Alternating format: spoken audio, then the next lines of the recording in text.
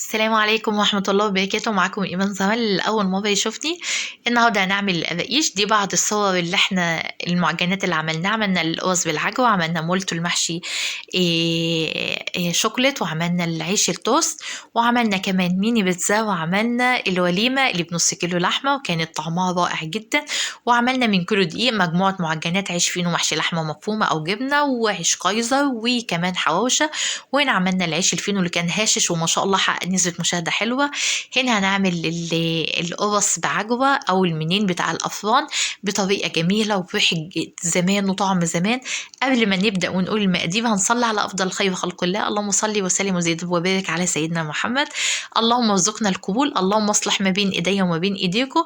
هنقول المقادير. بسم الله الرحمن الرحيم. معايا كيلو دقيق متعدد الاستخدامات النخلاء، حط عليه رشة ملح، ومعايا هنا 4 معالق سكر على نص كوباية لبن، وكيس خميرة أو معلقة كبيرة خميرة، وحطهم في الجنب. هنا معايا كيس بيكنج باودر، هاخد منه معلقة كبيرة من البيكنج باودر، وهنزل على الكيلو دقيق اللي أنا حط عليه رشة ملح، ومعلقتين ريحة الكحك، ومعلقتين سمسم محمص. ريحة الكحك يا جماعة بتيجي من عند العطار، والسمسم كمان. وهنزل بمجين من مج الشاي، سمنة على زيت، يعني كوباية ونص سمنة عليهم نص كوباية زيت. وكل اللي انا هعمله اللي انا هبدا ابس الدقيق دوت، عايزاه يبقى عامل زي الرمله اللي المبلوله، الرمله اللي انا الم بايدي كده تبقى عجينه في ايديا، مش كمان زي ما انتوا هتشوفوا كده. شفتوا بلم تحس ليها معايا عجينه كده، تخلي كل حبايب 100 دقيق دخل فيها السمن حلو جدا وزيت. دي اهم خطوه يا جماعه النجاح القرص المبسوسه، كل حاجه لها خطوات لنجاحها، دي اهم خطوه. هنا انا بنزل الخميره الاول، وبنزل القشطه، وبضمن اللي العجينه هتاخد مني سوائل. ما نزلتش اللبن كله اللي انا حاطه فيه الخميره والسكر، لا، نزلت الاول بوش الخميره، وهبدا اضيف بقى كل المكونات التانية. انا كنت حاطه 4 معالق قشطه من بتوع اللبن، وبعجن يا جماعه بصوابعي، مش بعجن بكفه ايديا، مش عايزه الجلوتين بتاع العجينه يشتغل خالص. انا عايزه قرص مبسوسه. يعني ايه؟ يعني حاجه بتدوب في بقي وانا باكلها. هنا معايا مج لبن هاخده كمان، بس هنزل بيه بالتدريج. واحنا اتفقنا اللي مش كل دقيق بياخد نفس كمية السوائل، يعني ممكن انا دقيق ياخد كوباية ونص لبن، ممكن دقيق ياخد كوبايتين، ممكن اكتر، ممكن اقل، كل واحدة وحسب نوع الدقيق اللي عندها. انا بنزل بالدقيق باللبن بالتدريج لغاية ما الم عجينة زي ما انتوا شايفين كده، ما شاء الله طرية في ايدي كده زي الملبن. بعمل لها اختبار، يعني ايه؟ بفردها كده شغالة في ايدي، وبعد كده ابدا المها واعملها على شكل بقجة، وبعد كده افردها قرصة. لو شققت مني هنا كده ما شاء الله ملساء ازاي وما بتشققش، لو شققت مني يبقى هي محتاجه لسه لبن، هبدا احط لها لبن. هنا بقول لكم كنت دي بقيه كوبايه اللبن التانية، يعني خدت مني سوائل قد ايه؟ خدت معايا كوبايتين الا ربع لبن، ومعايا كمان 4 معالق كبار قشطه. كوبايتين الا ربع يا جماعه بما فيهم اللبن اللي كان محطوط عليه الخميره، والسكر، يعني كل السوائل كوبايتين الا ربع مع 4 معالق قشطه. اللبن ينزلي بالتدريج، يمكن تاخدي اقل من كده، ممكن تاخدي اكتر حسب نوع الدقيق. طبعا هنا سبتها بعد نص ساعة. طبعا انا باخد منها العجينة وشغلها يا جماعة، ما بفردش، ما بنزلش الهواء اللي في العجينة، لان ده مش عجينة عيش، انا بعمل عجينة مبسوسة. يعني ايه؟ عايزة العجينة تفضل زي ما هي بتخمرها، بسحب منها وهي عالية بتخمرها كده، ما بنزلش. اهم حاجة وانا بسحب باخد العجينة شغلها، يعني ابرومها بايدي كده برمتين، ونشطها في ايدي كده، وخليها ناعمة في ايديا كده، عجينة في ايدي وخليها ناعمة، وبعد كده افردها زي ما انتوا شايفين كده. طبعا بفردها سمك رقيق، وبجيب حته العجوه اللي انا عملتها على شكل رول قدامكم، واقوم منزلها لما العجينه عليها كده، بديها بالظبط، ادي لفه وهديها لفه تانية من تحت، يعني ابوبها برمتين بالظبط. وبعد كده هبدا اقطعها، دي البرمه التانية، وبعد كده هقطعها بالسكينه. انت زي ما انت شايفه كده العجينه تخينه، لا مش هشتغل على كده. انا هبدا اللي انا افردها، وهي هفردها، يعني افضل ابرم كده. اول حاجه اللي انا اقفلها، القفله دي عشان لما تخمر ما تتفتحش معاك. اتاكدي ان انت قافله الفتحه دي جدا، اللي هي الحز وفيع اللي بنقطع منه ده، اتاكدي ان انت قافلاه كويس جدا عشان لما تيجي تخمر ما يتفتحش معاك ويبقى شكلها وحش جدا. ببدا بقى اللي انا افردها، افرد رول العجوه التخين اللي جوه، وافرد الرول اللي بره العجينه التخينه دي على شكل رول طويل كده ورفيع وحلو جدا. يبقى نجاح العجينه بسها، العجينه بعد ما بتتخمر الرخامة نص ساعة، بسحب منها ما بنزلش الخم بتاعها. ببدأ قبل ما اشتغل منها انشط العجينة، يعني اخليها ناعمة في ايدي وملساء، بفردها في ايدي واخليها ناعمة، وده هنشوفه الوقت وانا بعمل معاكم القرص. هنا خلاص عملتها على شكل رول. ببدأ اللي انا احطها في سمسم متحمص وارصها في صينية ما تكونش مدهونة خالص.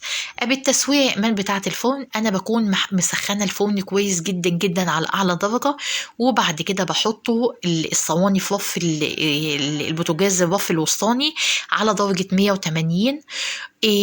وبسيبها تستوي مع نفسها مع متابعة الصجان، أبص عليها كل شوية اللي يعني أجيب اللي الجنب ده هنا والألف في الصواني. ماشي يا امان. اول ما بتصفري من تحت بتفتحي الشوايه، اول ما تصفري معاكي بتفتحي الشوايه. انا فرن يا امان ما فيهوش درجات زي حالتك كده بعافيه. هتعملي ايه؟ على الحراره هتعلي.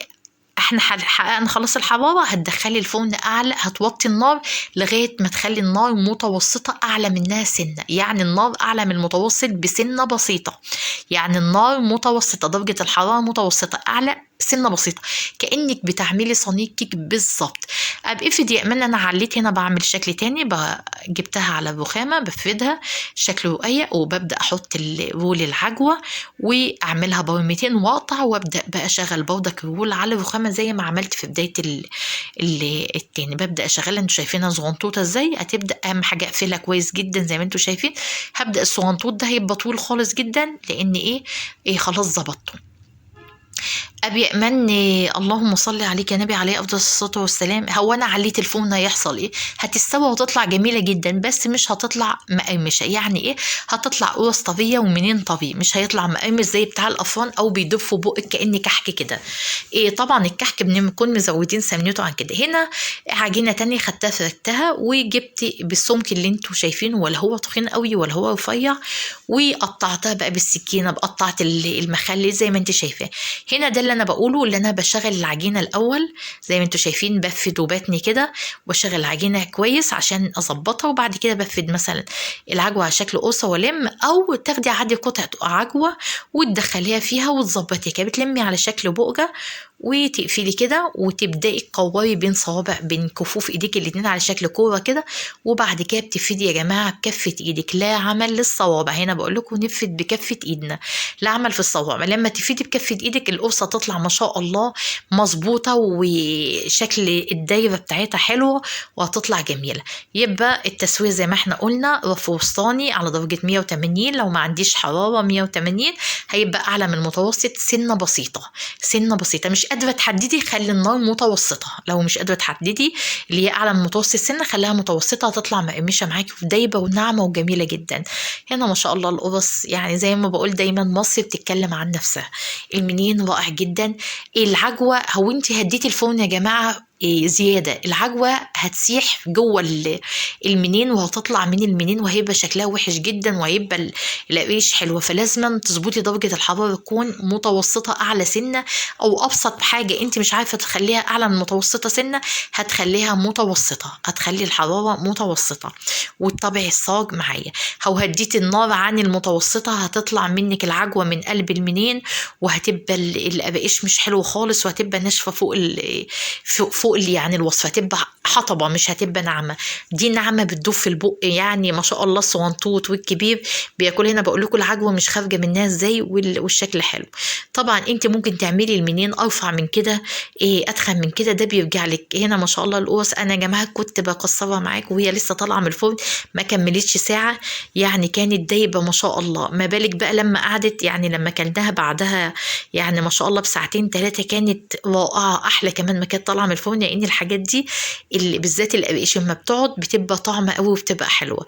اللي ما شاء الله عامله تفريغ ازاي، معنى التفريغ اللي جوه دي اللي العجينه متخمره حلو، العجينه مبسوسه حلو، العجينه واخده سويه في الفرن حلو، اللون حلو جدا. انا عاملاه في البوتاجاز العادي اللي بنطبخ عليه العادي، مش بوتاجاز اللي بنشوي فيه السمك والحاجات دي، لا انا عاملاه في البوتاجاز اللي هو ليه عيون من فوق، اللي هو البوتاجاز اللي موجود في كل بيت وكلنا بنشتغل عليه. هنا برضك القراقيش اللي هي السادة، الفراغات حلوة جدا جدا ازاي من جواها، وده دليل اللي هي ما شاء الله واخدة سوية حلو جدا. يا ريت وانتوا بتتفرجوا تعملوا لايك للفيديو. نسيت طبعا اقول لكم في بداية الفيديو، انا والله بيكون همي اللي انا اوصل لكم كل حاجة بكل دقة وكل معلومة وكل حاجة صغيرة عشان تعملوا احسن حاجة. وطبعا احنا قلنا التوفيق في الاول وفي الاخر من ربنا، ده مش شطارة مننا خالص. ربنا عز وجل بيكرمنا فبنحسن صنع. كله يعني الفضل لله من قبل ومن بعد. علمنا ما جهلنا، اللهم ارزقنا يا رب من علمك وعلمنا ما جهلنا. هنا ما شاء الله المنين باكله معاكم. كنت الصبحية وفعلا كنت بفطر، فكان طعم قوي جدا جدا. يا رب يرزقنا القبول. شكرا لكل اللي بيشترك في القناة جديد، وشكرا اللون ما شاء الله موحد، وشكرا لكل اللي بيعملوا لي متابعة على الفيس. جزاكم الله خيرا. بفرح جدا والله. ربنا يدخل على قلوبكم السرور زي ما انتم بتدخلوا على قلب السرور. ربنا يحفظكم ويحفظ أولادكم.